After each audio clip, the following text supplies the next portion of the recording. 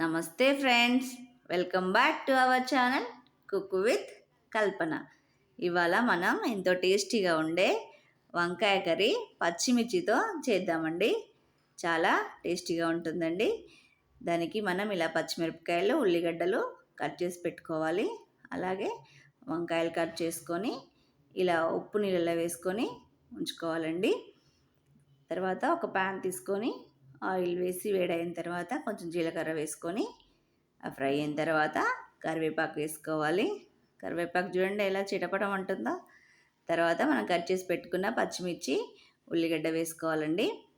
ఇలా పచ్చిమిర్చి కట్ చేసి వేసుకోవడం ఇష్టం లేకపోతే మిక్సీలో వేసుకొని పేస్ట్ అయినా చేసుకోవచ్చండి.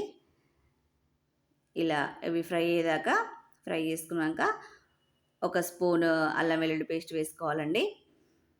కొంచెం పసుపు యాడ్ చేసుకొని ఈ అల్లం వెల్లుల్లి పేస్ట్ పచ్చి వాసన పోయేంత వరకు వేయించుకోవాలి. ఇలా వేగిన తర్వాత మనం కట్ చేసి పెట్టుకున్నాం కదా వంకాయ ముక్కలు, అవి వేసుకొని బాగా మిక్స్ చేసుకోవాలండి.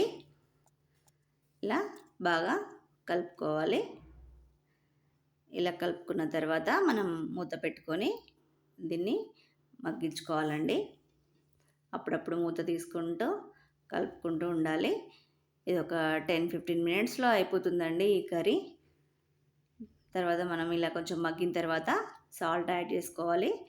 మనం వంకాయలు కట్ చేసినప్పుడు వేసాం కదండి సాల్ట్, కొంచెం చూసుకొని వేసుకోండి.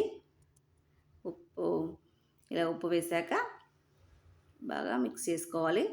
ఇలా పూర్తిగా మగ్గిన తర్వాత లాస్ట్లో కొంచెం కొత్తిమీర యాడ్ చేసుకొని ఒక 2-3 నిమిషాల పాటు స్టవ్ మీద సిమ్లో ఉంచితే అంతే అండి. ఎంతో టేస్టీగా ఉండే వంకాయ పచ్చిమిర్చి కర్రీ చాలా టేస్టీగా ఉంటుందండి.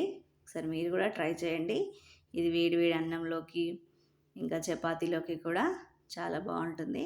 ఈ కర్రీ బ్యాచిలర్స్ కూడా ఈజీగా చేసుకోవచ్చండి. ఇలా చేశారంటే వంకాయ ఇష్టం లేని వాళ్ళు కూడా చాలా ఇష్టంగా తింటారండి. అంతే అండి, వంకాయ కూర రెడీ.